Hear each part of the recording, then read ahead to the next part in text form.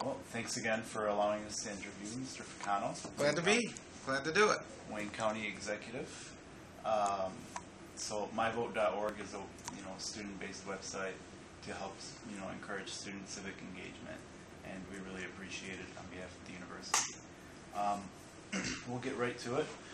According to the Census Bureau information, in 2006, Michigan had the highest proportion of labor force participants with some college, but less than a bachelor's degree, relative to the U.S. and Great Lakes region. However, it had a smaller proportion of persons in the workforce with a bachelor's degree or higher. Michigan also ranked number 1 across the U.S.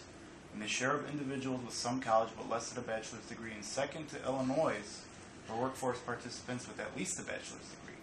There was, and still is, a direct correlation between having a college education and succeeding in the workforce. Those with at least a bachelor's degree have a substantial advantage in today's job market.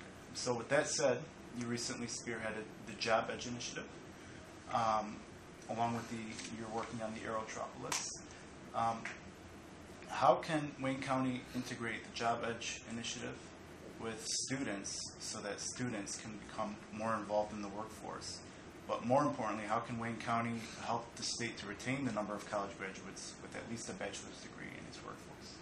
Well, first of all, I think it's great what you're doing here and what you're setting up. And I think what's critically important is to understand how relevant education is. For a number of years, Michigan had the background of if you graduated from high school, there was probably a decent paying job for you that's going to be in manufacturing. Those days are gone. And even if you walk now into a manufacturing facility, you probably wouldn't recognize it. There's the image of it being grease and dirty and everything else. We just helped Chrysler open up the new Phoenix plant in Trenton. You could eat off the floors. And the technology for putting together the engines and everything is very, very sophisticated. And somebody has to have a background that's going to operate in those areas of some college. Obviously, the further up you go with a bachelor's, master's, PhD, or a law degree, medical degree, those are going to be critically important for retaining and keeping people here. What we can do, and what Wayne County is trying to do, is integrate a new type of diversity. We're still protective of manufacturing. I mean, that's still a base that's here in southeastern Michigan and in Wayne County. But we're also trying to bring in companies that are very diverse so that we don't go through such peaks and valleys in what we do. So there are some new companies coming in, and I would suggest that the young people get engaged with those companies. One of the primary ones is General Electric. They came and they're part of the Aerotropolis concept we're talking about. They're located in Van Buren Township. They initially wanted to hire 1,100 people. They're now up to 1,300 people, and it looks like there's other areas that they're starting to become very active in. I would strongly recommend, and we could help through General Electric and some of those.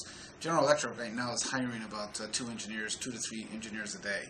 Of what they're posting and what they're going after. So that's one area right there. I think that's critically important. It's in the middle of the Aerotropolis region that we're looking at connecting with the airport. We have a number of life sciences projects. There's one that's out in Plymouth, Michigan. The doctor that heads that up had come from Pfizer. He was the father of Lipitor, and it's a partnership with Ann Arbor Spark, Wayne County, Washtenaw County, and already I was just talking with him yesterday. They're 93% full in capacity. All these incubators, all these companies, all in life sciences in what they're doing. So there's plenty of diversity in looking for it.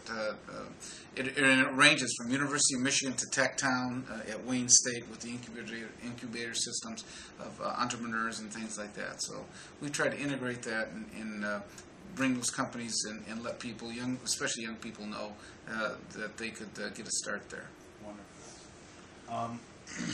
You also spearheaded the Mortgage Foreclosure Prevention Program, which is a means to actively engage and enlighten Michigan homeowners of alternative options and programs for lending, and ultimately prevent more foreclosures in our state.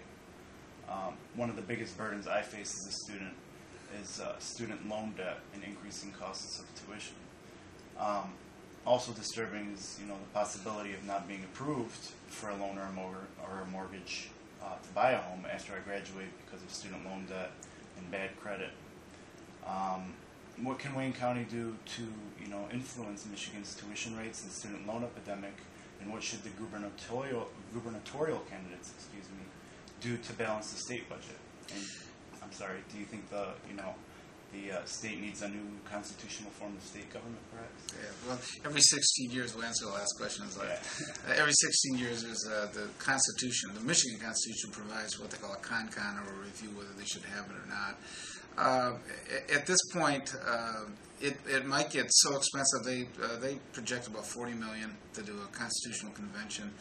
There are certain rules. Nobody who's in elected office can run for it, so you'll have a completely slate of new people. That some of that could be refreshing and good ideas, but there's others that may not have the practical insight of how government works and trying to make sure that it's stable with it. So I think it's 50-50 right now whether we should have a con-con or not for the 16 years review from the Constitution as well.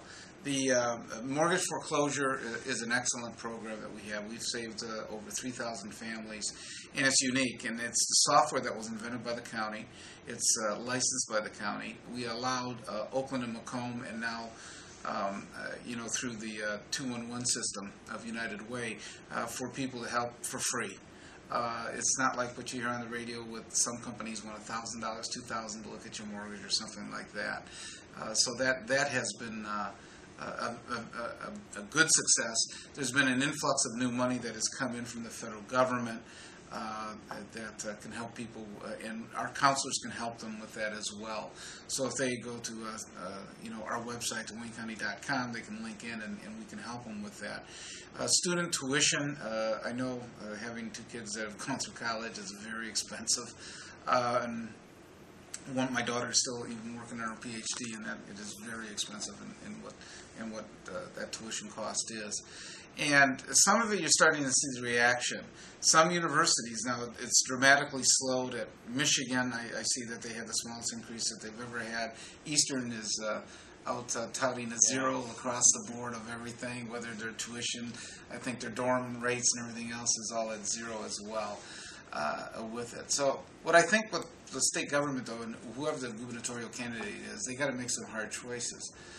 What they have to do is look at, in Wayne County, we've made a lot of those choices, and it's not ones we'd like to make. But when I came into office, I think we had like 5,400 employees. We're probably down to 3,400. The state has 52,000 employees, 52 to 56,000 at this point. So, I mean, per capita, we're much leaner here in the biggest county than they probably are in the state. So what hard choices are they willing to make and look at it? I think, though, that they have to make it a better business climate. I think right now, unfortunately, Michigan has a reputation that the business climate isn't welcoming. At the same time, doesn't mean that you just go after all our stakeholders.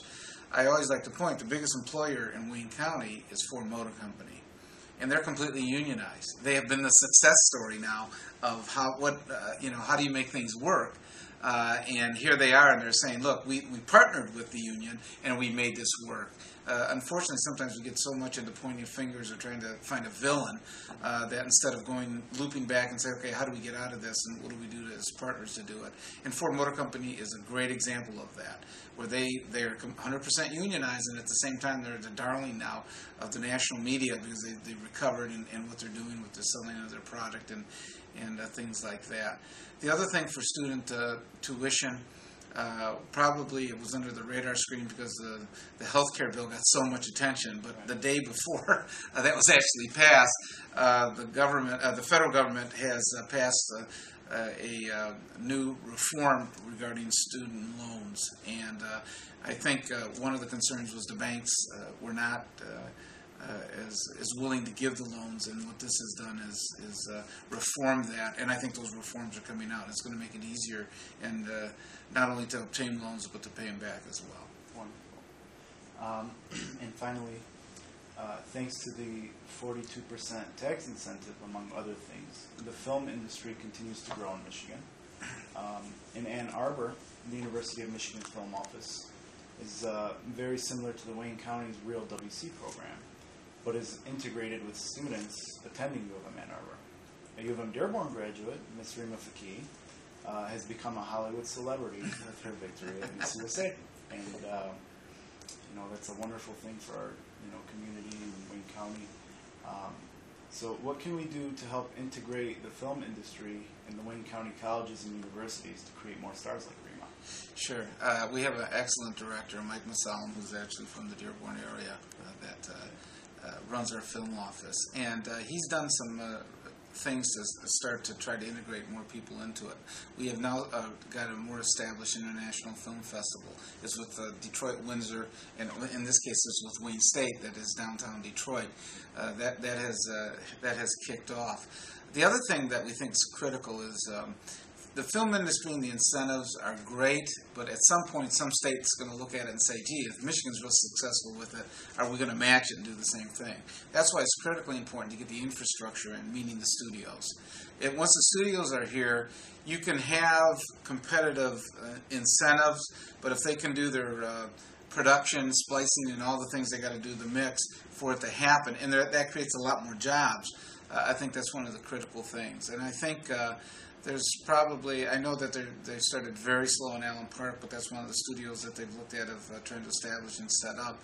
I know another one is the financing has been set up for the one in Pontiac that is going through. I just talked to Mr. Ricolta a couple days ago, who's one of the co-owners of it. And the financing set up for that, and it looks like that's going to go as well. The future is going to be the studios, because that gives a stability to the industry to stay in here. And so when another state comes up with a matching incentive, if you can reduce your costs because you already have your studio here. Well, thanks again, Mr. Ficano. We look forward to a successful election, hopefully. And thanks again. Thanks, Barry. Thank you.